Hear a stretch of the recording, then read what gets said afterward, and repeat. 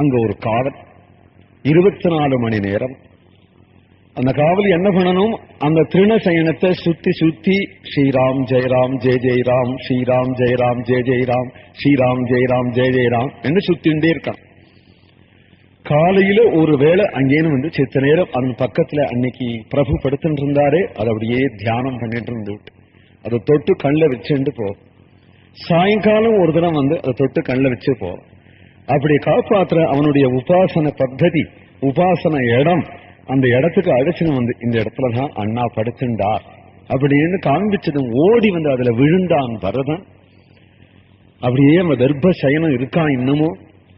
மல்யே சாபரணா சுப்தா சீதாஸ்மின் சயனே சுபாகா இயம் சய்யா மம ப்ராதுஹு இதம் ஊகி பரிவர்த்திதம் ஸ்தண்டிலே கடினே சர்வம் காப்தைர்விமிருதிதம் திருணம். இந்த திருணசயனத்திலேயா என்னுடைய பிரபு படுத்தின்றார்? அவருடைய கோமலமான அவயவங்கள் தாங்குமா இந்த திருணசயனத்துல படுத்துக்கிறதுக்கு? ராத்திரி பூரா உறுத்தி இருக்குமே. இனிமேல் வனவாசம் பூரா இப்படித்தான் படுத்துப்பா. சௌகரியங்கள் பண்ணி கொண்டு வனவாசத்துக்கு வரலையா? இப்படியா புறப்பட்டு வந்திருக்கார்? படுக்க கூட எடுத்துட்டு வரலையா? இல்லையே. மரவுரியா உடுத்தின வந்தார். இங்க வந்துதான் ஜட்டாபாரம் ஜடாபாரமா போட்டுண்டார். மரவுரியா உடுத்தின்னு இருக்கிறார்.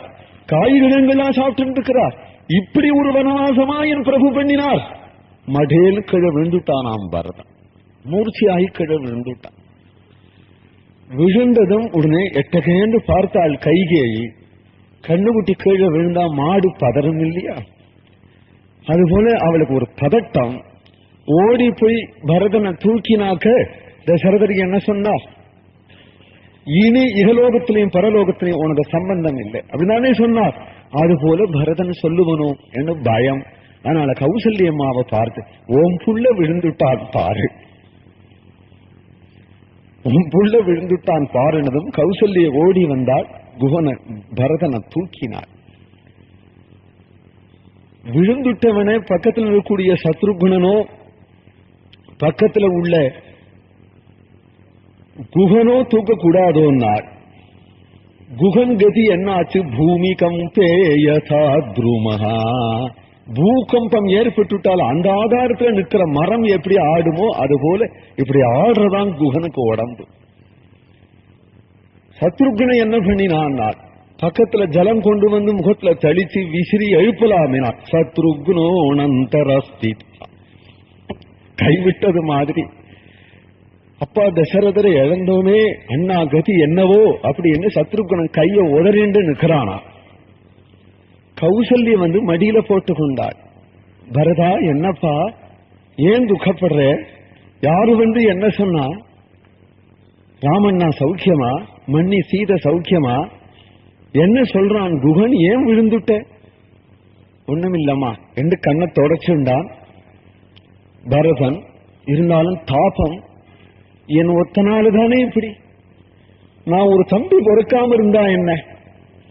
அண்ணாவுக்கு பட்டாபிஷேகம் ஆயிருக்கு இல்லையா? நான் ஒரு தம்பி பிறந்ததுனால் தானே இப்படி நடந்தது. கைகையம்மா அப்படி ஒரு வரம் கேட்டா இதுக்கு எங்க சமாதானம்னு எனக்கு தெரியலையே.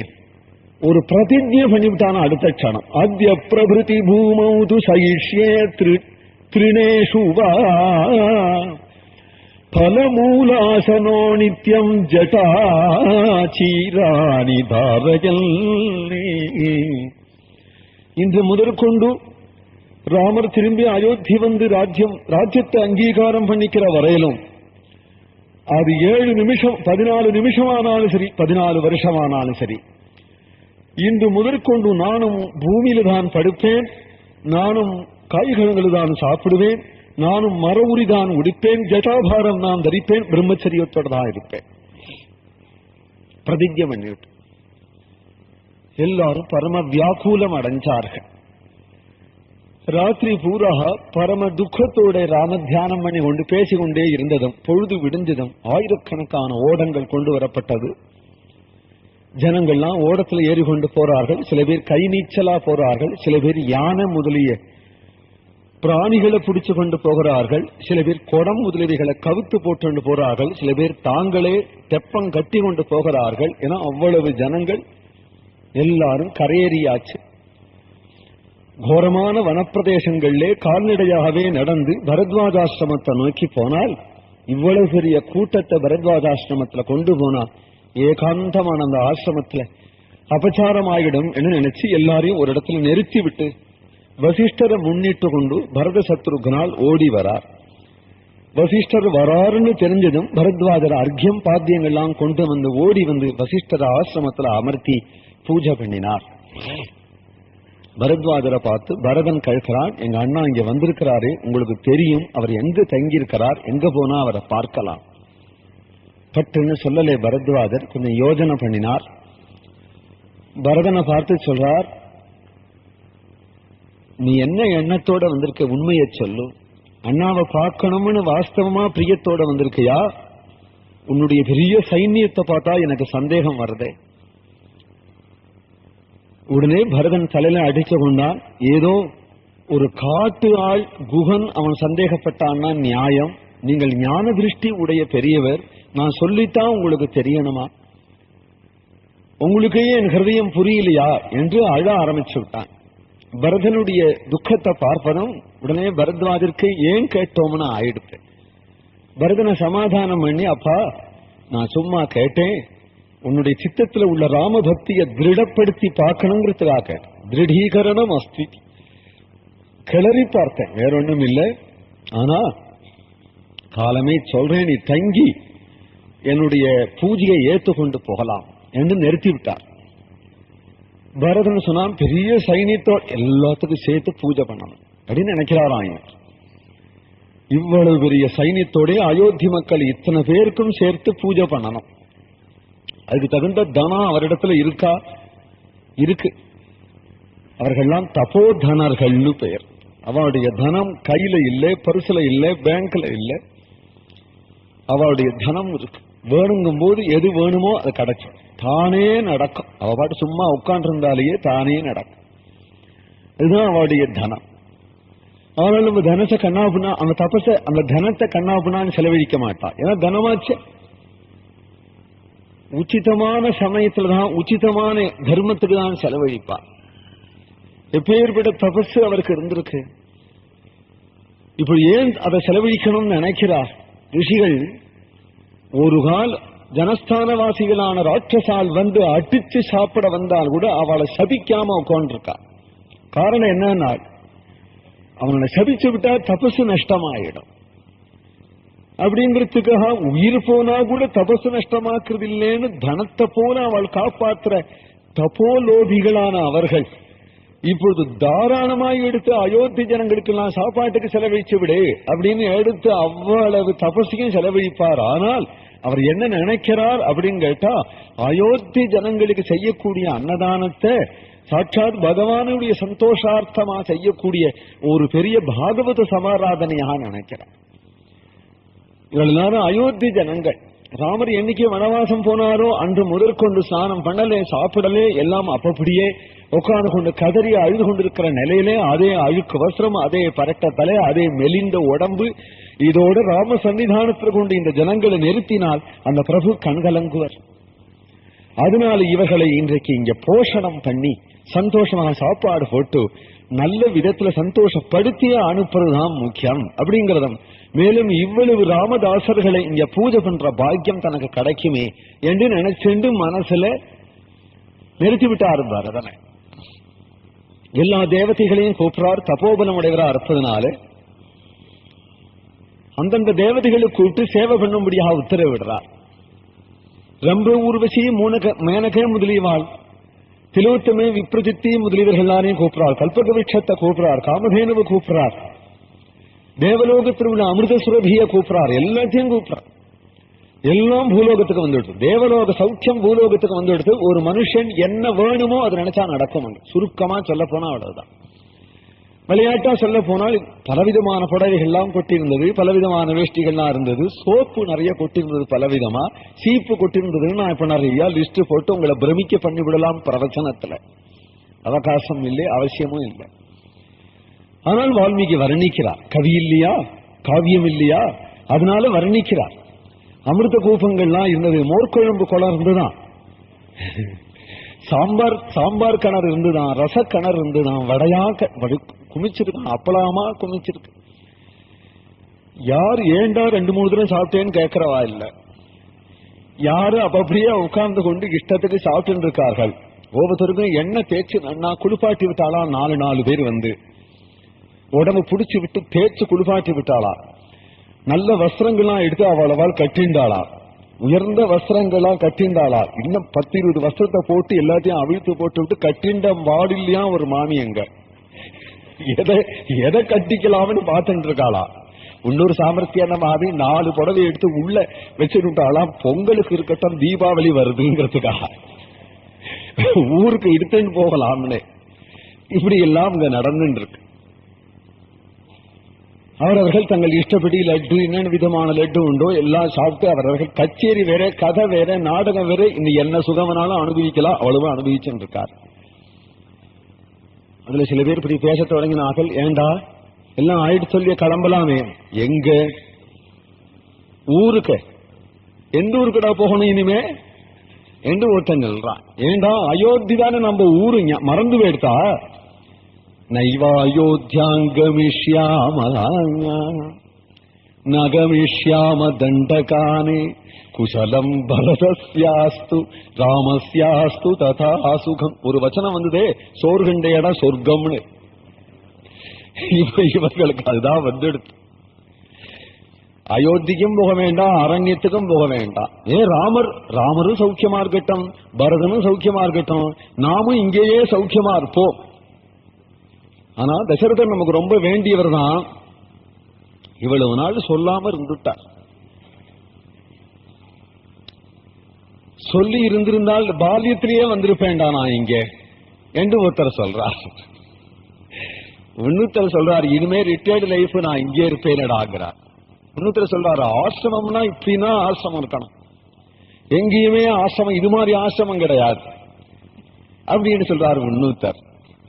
இப்படி ஒவ்வொருத்தர் அவரவர்கள் இப்படி பேசிட்டு இருக்கும் பொழுது இவர்களுக்கு ராமனும் மறந்துடுத்து, பரதனும் மறந்துடுத்து, அயோத்தியும் மறந்துடுத்து, டயத்துக்கு சாப்பாடு, வேண்டிய சாப்பாடு, நல்ல வஸ்திரம், நல்ல படுக்கை, நல்ல தூக்கம், இதுல ரமிச்சுட்டாளைவா.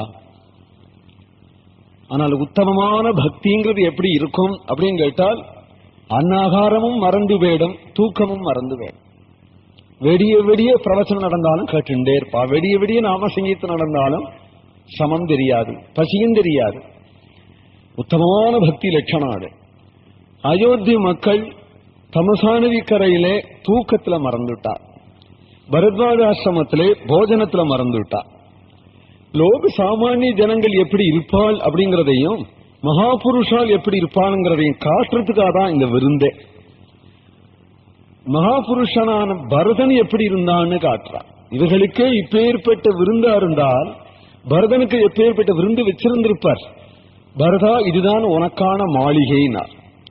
அந்த மாளிகைக்கு பார்த்தா இந்திரபவனம் மாறு, உள்ள பார்த்தால ஆச்சரியமான சுக சாமகிரி, என்ன சம்போகங்கள் பண்ணணுமோ அவ்வளவு ரெடியா இருக்கு. இவருக்கு சேவை பண்றதுக்கு ரொம்ப ஊர்வசி மேனகையெல்லாம் காத்துன்னு இருக்கா. இப்படி பார்த்ததும் தகதகன் ஜொலிக்கின்ற ரத்ன சிம்மாசனம், அதனுடைய எதிரிலே ராஜோபச்சார சாமான்கள், தட்டு நிறைய புஷ்பம், இது தெரிஞ்சது. மனமன இந்த சிம்மாசனத்தை பார்த்தால் இல்லையோ, ஆஹா, எங்க அண்ணாவுக்கு பட்டாபிஷேகம் ஆகினால் இப்படிதானே உட்காருவார் என்று மானசீக தியானம் பண்ணினார். உடனே அந்த புஷ்பத்தை அள்ளி அந்த சிம்மாசனத்து மேல தூவினார்.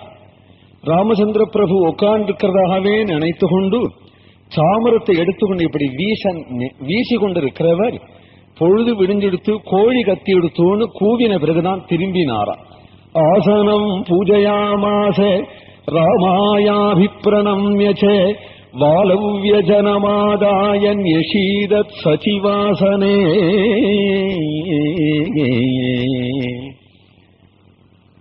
போஜனத்தையும் ஜெயிச்சு விட்டார், நித்ரையும் ஜெயிச்சு விட்டார். இகலோக சௌக்கியம் இல்லே, சொர்க்கலோக சௌக்கியத்தையும் ஜெயிச்சு விட்டார். அயோத்தி ராஜ்யத்தை தியாகம் பண்ணது பெருசு இல்லே, அமராவதி ராஜ்யத்தையும் தியாகம் பண்ணி விட்டார். பொழுது விடிஞ்சு அனுஷ்டானங்களை பூர்த்தி பண்ணி கொண்டு பரத்வாஜர் இடத்துல ஓடி வரா. இதெல்லாம் தெரிஞ்சுனுட்ட பரத்வாஜர், ஆஹா, எந்த ரம்ப ஊர்வசி முதலியவாளிடத்துல மகர்ஷிகள் கூட தடுமாறிடுவாளோ, ஆனால் இந்த 25 வயசு குழந்தைகள் அவளை திரும்பி பார்க்காம இருந்து ராமசேவை பண்ணிருந்தாள். ஆனால் இவர்களை சேவிக்கணும் போல இருக்க. பாகவத சம்பிரதாயம் இடம் கொடுக்கும், ரிஷி சம்பிரதாயம் இடம் கொடுக்காது. அதனால மனசா பகுமான புத்தியோட பரதனை பார்த்தார். பரதன் சேவிச்சான் பரத்வாஜர. பரதன் பின்னாடியே கௌசல்யே, கைகேயி, சுமித்ரா 3 பேரும். என்ன பாபமோ, என்ன தாபமோ, என்ன கர்மமோ நம்ம குடும்பம் சந்தியில நிற்கிறது. யாரோ பெரியவான்னு சொல்றா, அந்த பெரியவாளை நமஸ்காரம் பண்ணினா இனிமேலாவது இந்த குழந்தைகள் க்ஷேமமா இருக்காதா என்று நினைச்சு நமஸ்காரம் பண்ணணும்னு அந்த 3 மாதாவும் வராளாம். நமஸ்கரிச்ச அந்த 3 பேரும் நிற்க உடனே பரத்வாஜர் அவளை பார்த்தார். பரதனை பார்த்து, இவா யாருப்பா? பரதன் சொல்றான், சாந்தமே வடிவமாக நிற்கக்கூடிய அவள்தான் அண்ணா ராமரை பெற்ற தாயார் கௌசல்யே. அவளுடைய கையோரமா நின்று கொண்டிருக்கிறாளே அவதான் லட்சுமணனையும் சத்ருக்னையும் பெற்ற சுமித்ரை. கொஞ்சம் தள்ளி அது ஒன்று இருக்கிறாளே அவள்தான் பணத்தாசை பிடிச்சவள், அகம்பாவம் பிடிச்சவள், கொடுமைக்காரி, சுயநலம் பிடிச்சவள், என்ன பெத்தவள் கைகேயி. இப்படி சொன்னதும் கைகேயி உடம்பு அப்படியே குன்னி போயிடுது. பூமி வெடிச்சு உள்ள போயிட மாட்டோமா, இனி உலகத்துல எதுக்கு இருக்கணும் அப்படின்னு தலை குனிஞ்சு காலால பூமியை கீறிண்டு நிற்கிறாளாம். ரொம்ப நல்லவளவள். இனிமேல் யாரிடத்திலையும் நல்லவள்னு சொன்னா எடுபடாது. அவள் சொன்னது, ராமேவா பரதேவாகம் விசேஷம் நோபலட்சயே. தான் பெற்றாதான் புள்ளேங்கிறது இல்லை, ராமன் தான் எனக்கு புள்ள. கௌசல்யை காட்டிலும் ராமன் எனக்கு சேவை பண்றான், ராமன் என்னுடைய கண்ணான கண்மணி என்றெல்லாம் சொன்னாலே அந்த வார்த்தைகள் எங்க போச்சு? ஒரு க்ஷணத்துல புத்தியை கலக்கி விட்டாள். மந்தர கணக்கினால் அப்படின்னே சொல்ல வேண்டிய அவசியம் இல்லை. சரித்திரம் இப்படி அமையணும், ராம வனவாசனம் நேரணும். தெய்வாதீனமாக புத்தி மாறி இருந்தது அவளுக்கு. இப்ப புத்தி எப்பொழுது தசரதரே காலகதி அடைஞ்சுட்டாரோ, அந்த புள்ள காட்டுக்கு ஓடி போயிட்டானோ, இந்த புள்ளைய இப்பொழுதுதான் புரிஞ்சுக்கிறாவோ. இந்த புள்ள தவிக்கிறான், ராஜ்யத்தை ஏற்கல. இந்த புள்ளையும் இப்படி ஆயிடுச்சுனால் யாரு சந்தோஷத்துக்காக இந்த ராஜ்யத்தை நான் புடுங்கின்றேன்? இந்த ஆக்ரகம் எனக்கு எப்படி வந்தது? இந்த துணிச்சல் எப்படி எனக்கு வந்தது? ஐயோ, இந்த புள்ளையை நான் காட்டுக்கு துரத்தி விட்டேனே, அருமையான பர்த்தாவை இழந்துட்டேனே, இந்த புள்ளையையும் இப்படி தவிக்க விட்டுட்டேனே என்று நினைச்சு கூசி கூசி நிற்கிறார். யார் பேசினாலும் இவளை பொறுத்து துஷ்டேண்டாம் பேசுறார். யாரிடத்திலேயாவது போய் என் ஹிருதயம் அப்படி இல்லை அப்படின்னு சொல்லிக்கிறதுக்கு இங்க யாரும் கிடையாது. பெத்த புள்ள உள்பட யாரும் கிடையாது. பின் ஏன் உயிரை வச்சிருக்கிறாள்னால் ஒரே ஒரு நம்பிக்கை அவளுக்கு, யாரு என்ன புரிஞ்சு கொள்ளாத போனாலும் அந்த புள்ள புரிஞ்சுப்பார், ராமன் புரிஞ்சுப்பார். அந்த ராமன் இடத்துல போய் கதறிட போறேன், அதுதான் எனக்கு சாந்தி, அதுதான் நிம்மதி அப்படிங்கிறதுக்காக கூட கூட வராளே தவிர இல்லைனால் அவள் வெளியில தலை காட்ட மாட்டாள். இப்ப கூட கூட எப்படியோ சித்திரகூடத்துல போய் ராமர் காலில் விழுந்துடணும்.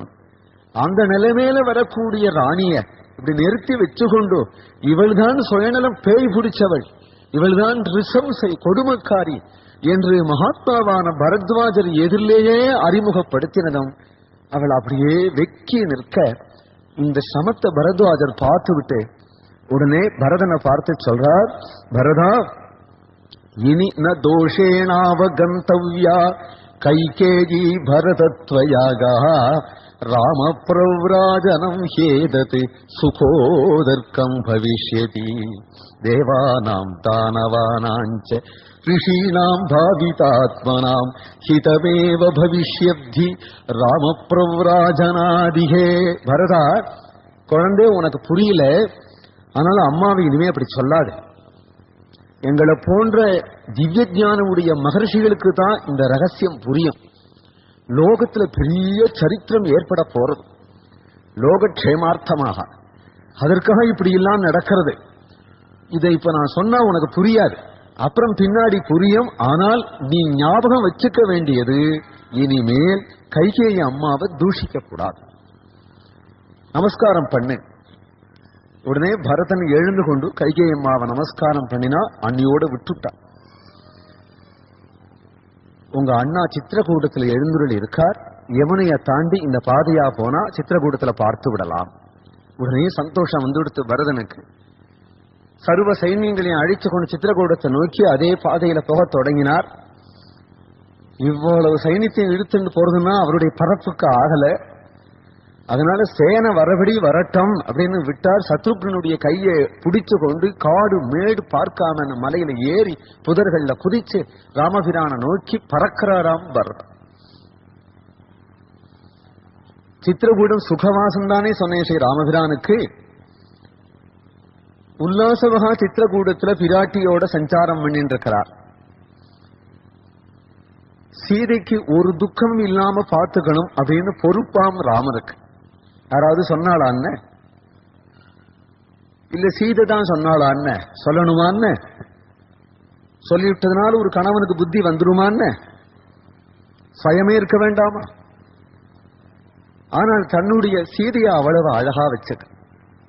அவளுக்கு சகியும் ராமர் தான், அம்மாவும் ராமர் தான், அப்பாவும் ராமர் தான், ஆம்படையானும் ராமர் தான், தெய்வமும் ராமர் தான், அவளுக்கு சர்வமும் ராமர் தான். இப்ப நான் சொல்லல, சீதை சொல்ல போறாள் அனசூயிட்ட போய். எப்பொழுது எது வேணுமோ அதெல்லாம் சொல்லி தருவர். குழந்தை மாதிரி வச்சிருக்கார், ஆம்படையாளாட்டம் வச்சுக்கல, கண்டிக்க மாட்டார். கொஞ்சம் அவளுக்கு வியர்த்தா கூட அவருக்கு சகிக்காது, அவள் கண்கள்ல கலங்கிட்டா கூட சகிக்காது. அதனால சித்திரகூடத்துல அழைச்சு பத்தியா, இந்த மயில பார்த்தியா எப்படி தாண்டவம் ஆடுறது, இந்த குயில் எப்படி கூவுறது பாரு, இந்த கிளி எப்படி கொஞ்சறது பாரு என்று அதெல்லாம் காட்டிக்கொண்டே சஞ்சாரம் பண்ணிடக்கூடிய பிரபு. அங்க மந்தாக்கினி நதி போகிறது. சீதையை பார்த்து சொல்றார், நமக்கு இங்க ஒருத்தரும் தோழி இல்லையே அப்படின்னு நினைச்சுக்காதே, இந்த மந்தாக்கினி தான் உனக்கு தோழி. நீ தோழியை பார்த்தா ஓடி போய் கட்டிப்பிய, அது மாதிரி மந்தாக்கினி நதியில இறங்கி நீ இஷ்டப்படி விளையாடலாம் அப்படிங்கிறார். மந்தாக்கினி நதியில இறங்கி ஜலக்கிரீடை பண்றார்கள். சித்த நேரம் ஜலக்கிரீடை பண்ணி எழுந்துட்டதும் நிறைய அலக்க பாரங்கள் உடைய பிராட்டிக்கு அவ்வளவையும் அள்ளி தலதோட்டி முடிஞ்சுக்க தெரியாதான். சின்ன வயசுல இருந்தே பொறுத்தியார் செஞ்சு பழக்கமாயிடு. ஆகினால் இங்க யாரு சேட்டிமார்கள் இருக்காள், மகாராணியான சீதையை உட்கார வச்சு சடல் எடுத்து அந்த கேசங்களை காய வச்சு பின்றதுக்கு 10 செடிகள் செய்யறத ராமர் ஒருத்தரே செய்கிறார். அந்த கேசங்கள் எல்லாம் உலர்த்தி சடல் எடுத்து அது எல்லாத்தையும் அழகா பின்னி விட்டார். புஷ்பங்கள்லாம் வங்கி போடுறாராம். அலகம் பூரையாமாசேன்னா நிரப்பிட்டார் புஷ்பத்தாலேங்கிறார். வங்கி போட்டு விட்டார். புஷ்பத்தாலேயே ஜட கொஞ்சம் வச்சு விட்டார். புஷ்பத்தினாலேயே தலை அலங்காரங்கள்லாம் வச்சு கழுத்துல புஷ்பத்தினாலேயே கங்கணங்கள்லாம் போட்டு மனசிலையினுடைய திலகம் குழைச்சு அந்த குழைச்சு அதை திலகம் ரவுண்டா அழகா இட்டு விட்டுட்டார். இப்படி எல்லாம் சிங்காரிச்சு கொண்டு இன்னும் கொஞ்சம் தூரம் சஞ்சாரம் பண்ணிட்டு இருக்கார். அந்த திவ்ய தம்பதிகளுடைய சஞ்சாரத்தினால சித்திரகூடமே குளிர்ந்து இருக்காம். மாத்யக்கே கிணி சித்திரகூட கடகே மந்தாகினி கீமேதுரே கே கே கே பிரத்யக்ர பிரசவஸ்ய கேசரதரோகோ பிரச்சாய சீதே